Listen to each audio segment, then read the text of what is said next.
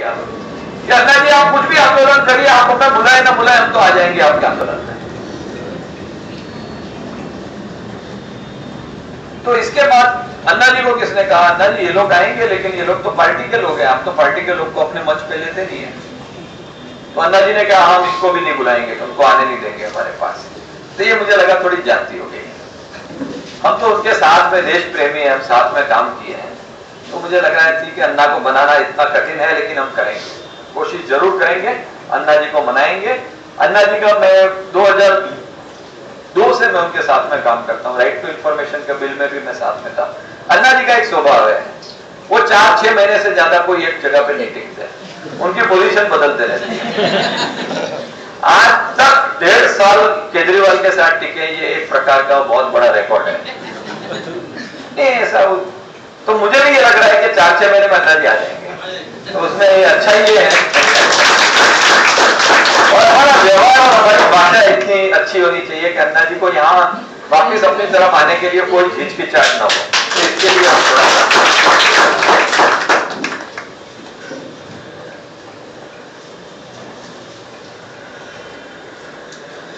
ये कहने में आ रहा है, और ये बात में कहीं ना कहीं सच्चाई है कि आरएसएस बीजेपी कोशिश कर रही है कि आईएससी की पार्टी न बने, और बने तो इतनी वीक बने कि बीजेपी को जीतने में कोई कठिनाई ना हो। इसका मैंने बहुत कुछ सुना है, तो इसमें बात में सच्चाई है, ये भी मैं जानता हूँ, लेकिन उसका अधिकार है हमको कम करने की, पॉलिटिकल पार्टी का अधिकार है हमको छोड़ने के लिए। तो वो अपना काम करे, हमको अपने पार्टी को जितना मजबूत बना सकते हैं उतनी हमको, हमारा काम है उसको मजबूत बनाना। तो ये तो टसल चलते रहेगा, उसका मतलब कि बीजेपी के पास अधिकार नहीं है अपने छोड़ने का, वो नहीं है। लेकिन जिस प्रकार की उन्होंने कुछ हरकतें की वो ना करते तो अच्छा होता, लेकिन पॉलिटिशियंस है, पॉलिटिकल पार्टी है, वो अपना करते रहेंगे। इसके बाद अभी हम पॉलिटिकल पार्टी बनने जा रहे हैं। 2 अक्टूबर को हम पॉलिटिकल पार्टी का नाम और उसका लोगो, चुनाव चिन्ह, वो शायद चुनाव चिन्ह शायद 2 तारीख को नहीं होगा, लेकिन 2 तारीख को हम एक सॉफ्ट डिक्लेरेशन करेंगे कि पार्टी आपसे, क्योंकि हमने कहा था 2 तारीख को करेंगे। जब कहा था तब तो अन्ना जी वगैरह साथ में थे, बहुत जोर शोर से करना था। अब लोगों पे अंदर थोड़ा बहुत ऐसा होने लगा है, तो हम धीरे से एक बार करेंगे, फिर अपनी जोर से तैयारी करके फिर बहुत बड़ा लॉन्च करेंगे, जिसमें झंडा, चुनाव चिन्ह, लोगो सब कुछ आ जाएगा। तो 2 तारीख को हमारी पार्टी लॉन्च होगी, और हमको उस पार्टी के अंदर अगर रहना है, और हमारे में से आज थोड़ा सा ये हमें तय तो करना पड़ेगा कि पार्टी के साथ जाने के लिए कितने लोग तैयार हैं। नहीं तो ये तो सब हाथ ही दिख रहे, कौन नहीं तैयार है वो लिखेंगे तो अब नहीं तैयार है, अब नहीं तैयार, फिर आप हाथ नहीं देगा। तो मुझे लग रहा है कि मुंबई के जो वॉलंटियर्स हैं उन्हें यह लग रहा है कि हमको राजकीय विकल्प देने के सिवा और कोई मार्ग नहीं बचा है। तो 2 दिन का एक मीटिंग हुआ था 20 और 21 को दिल्ली में, करीब 100-125 लोग पूरे देश भर से आए थे। ये हर राज्य में से 5-6 लोग आए थे जो पार्टी बनाने के फेवर में हैं, और ये लोग हैं जो बहुत साल, 1.5-2 साल से आईएससी के साथ काम कर रहे हैं। तो 2 दिन बहुत बड़ा विचार विमर्श हुआ, और जो हुआ वो मैं आपके सामने रखना चाहता हूं। तो सबका ये मानना था कि हमको पार्टी बनानी चाहिए, एक भी वहां पे ऐसा नहीं था जो ये कहे कि पार्टी नहीं बननी चाहिए, और सबका ये भी मानना था कि उनके जितने कार्यकर्ता है वो सब इसी पक्ष में है, और सबका ये भी मानना था कि अन्ना को मना लिया जाए चाहिए। ठीक है, यहां पे हमने 5 या 6 सवाल के ऊपर हमने सोचा। पहला सवाल यह था कि अब तक तो मूवमेंट था, तो मूवमेंट जब होता है तो फ्री फ्लोइंग होता है, कोई भी आता है, कोई भी जाता है, कुछ भी होता है। लेकिन जब पार्टी बनेगी तो इसका कुछ ना कुछ तो ढांचा बनना पड़ेगा। तो किस प्रकार का ढांचा बने, इसके ऊपर यह कहा कि सारे राज्य अपने अपने लोगों के साथ बैठ जाएं और यह तय करें कि किस प्रकार का ढांचा बनना चाहिए। तो महाराष्ट्र से हम 6 लोग थे, मैं और प्रीति मुंबई से थे, राजेश मित्तल करके पुणे से थे, अजय सांगी थे नागपुर से, एक बाला साहेब दर्डे का नाम आपने सुना होगा। बाला साहेब दर्डे एक बहुत यंग लड़का है, वो अमेरिका में नासा में जॉब कर रहे थे। बैठ जाओ। दिखेगा आपको? तो सुनने का है, सुनने का है। कैसे बैठूं? यहाँ 2-3 कुर्सी डाल देना, हनुमान प्रैक्टिस करते जाओ। एक जितना कुर्सी पकड़ने की जल्दी है उतना छोड़ भी दूंगा 2 मिनट में, अगर नहीं दिखेगा तो बाला साहेब दर्जे वो नासा के इंजीनियर थे। उनको लगा कि देश के लिए, वो स्वदेश पिक्चर देखा है ना, वो ये बिल्कुल स्वदेश का एक एग्जांपल है। तो नासा में साइंटिस्ट थे, उन्होंने छोड़ के भारत आ गए और आके उन्होंने जिला परिषद के चुनाव बुंदाना में थे, वहां पे खड़े रह गए और सिर्फ 15 दिन उन्होंने कैंपेनिंग किया, बिना खर्चा किए, बिना कुछ किए, और 55% वोट मिलके उसने स्वीप कर दिया पूरा चुनाव का। तो ये हमारे लिए बहुत अच्छा एग्जाम्पल है। और एक हमारा यहाँ जू का एग्जाम्पल था, जहां बिना खर्चा किए हमने सब पार्टी को हरा दिया था। तो कुछ ना कुछ इलेक्टोरल मॉडल तो है। तो बाला साहेब दर्जे भी हमारे साथ हैं, वो भी वहीं पे थे, और एक आध जन थे। तो हम लोग महाराष्ट्र के लोग थे, कर्नाटका, तमिल, सारे स्टेट्स के लोग थे। मैं खड़ा ही रहता हूँ, मजा नहीं आता मुझे। आप लोग नहीं दिख रहे, आपको मैं दिखता हूँ। और कुर्सी का त्याग करना अच्छा भी है। तो ये इसके ऊपर सबने अपने अपने विचार रखे हैं, पर बेसिकली वही विचार रखे कि हमको नेशनल कमेटी बननी चाहिए, स्टेट कोऑर्डिनेशन, फिर डिस्ट्रिक्ट, फिर जिला, फिर ब्लॉक लेवल, फिर पोलिंग बूथ लेवल, इस तरह की कमेटी बननी चाहिए। और जो भी दूसरी पार्टी में होता है बिल्कुल उसी प्रकार की सोच बनी। हमें तो ठीक नहीं लग रहा था, मुझे तो बहुत बेचैनी हो रही थी कि ये पार्टी बनाना, और जैसे जैसे हर जगह पे, और विकल्प भी कोई नहीं है, बनाना तो पड़ेगा, पार्टी का काम करना है। तो बोला मेरा ये काम, इतने से छोटे ग्रुप में भी मेरे को फायर फाइटिंग करना पड़ता है। इसको बुरा लगा उसको मनाओ, उधर उसको बुरा लगा उसको मनाओ, वो एक मैसेज भेजता है हमको नहीं पूछा तो उसको मनाओ। तो ये तो मैं तो आंदोलन देश के लिए लड़ने आया था, मैं वॉलंटियर को मनाने के लिए नहीं आया था। मैं अपनी बीवी को नहीं बना पा रहा हूँ, मैं कैसे वॉलंटियर को अगर पूरे महाराष्ट्र में बन जाएगा इस तरह के छोटे छोटे गांव के स्तर पे कमेटी, और एक एक को मनाना पटाने का काम है, तो मुझे तो, मैं तो उधर अन्ना को, अरविंद को हाथ जोड़ दिया, भाई मेरे को छोड़ दो इसमें, ये काम नहीं कर सकते यार हम। तो उसने कहा फिर विकल्प क्या है, आपको ढांचा बनाना पड़ेगा। तो मैं बोला बरोबर है, ढांचा बनाएगा तो सब जगह कमेटी बनेगी, वो भी ठीक है। कमेटी बनेगी तो लोग नाराज होंगे, आपको मनाना पड़ेगा। मैं बोला वो ठीक नहीं है। तो मुझे भी उसने बोला तो तुम बताओ कैसे करना है।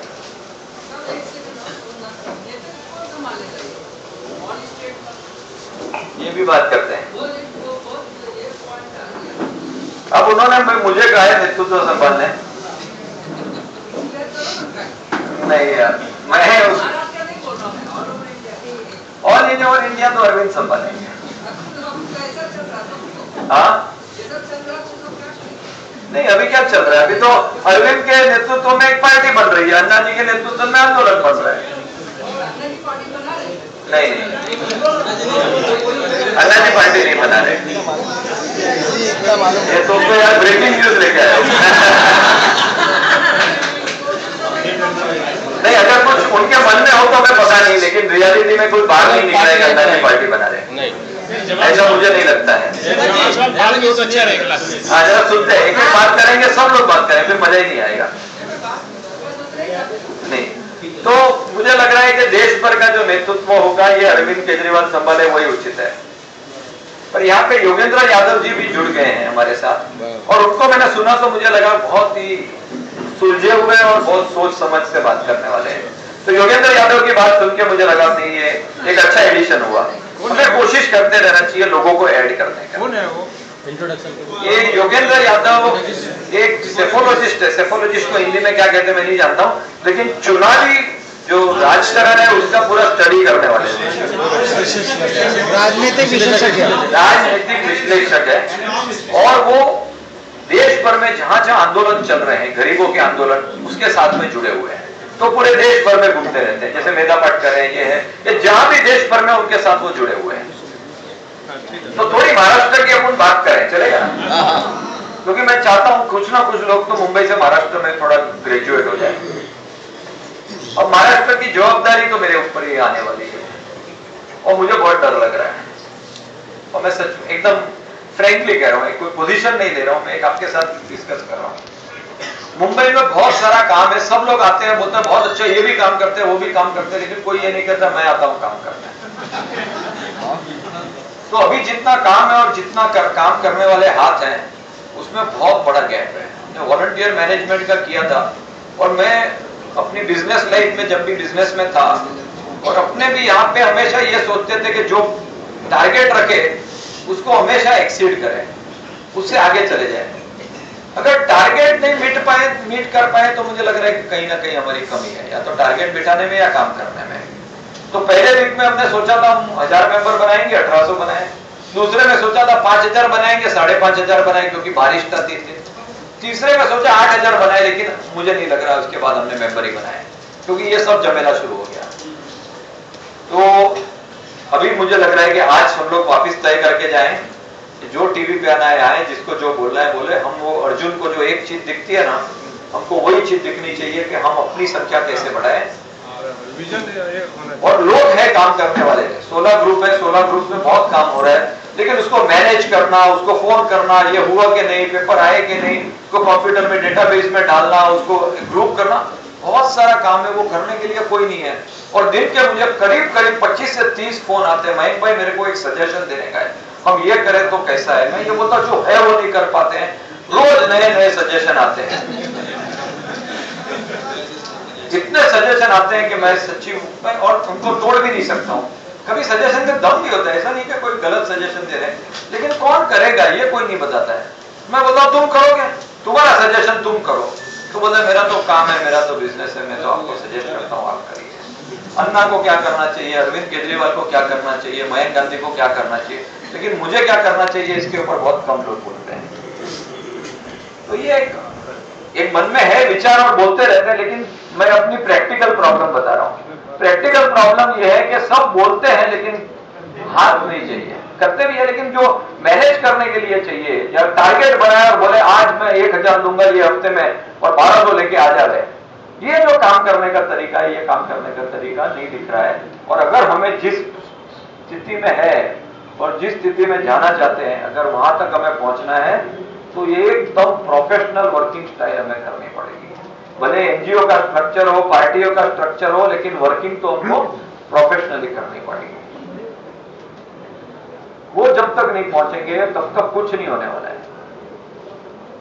तो फिर ये पार्टी स्ट्रक्चर की बात हुई, तो पार्टी स्ट्रक्चर के ऊपर मैंने तो अपनी नाराजगी जताई। मैंने कहा कि इस प्रकार का पार्टी स्ट्रक्चर तो हम सबको आंदोलन देश के विरुद्ध लड़ने के बजाय हम लोग अपने अंदर अंदर के प्रॉब्लम में लड़ते रह जाएंगे। जैसे कांग्रेस है तो कांग्रेस का भोपाल का वाइस प्रेसिडेंट को बुरा लगा, उसको मनाओ, इधर जाके उसको मनाओ, फिर वो बोलता है कि उसने 50 लोग को लाके उसको निकालने की बात की। ये सारे झगड़े झमेले चलते रहेंगे, मनुष्य जीव है। इतने समय कितने नितिन चौहान मिल गए, कितने अनुपम पढ़ाया मिल गए, नहीं मिलेगा अपने को भी।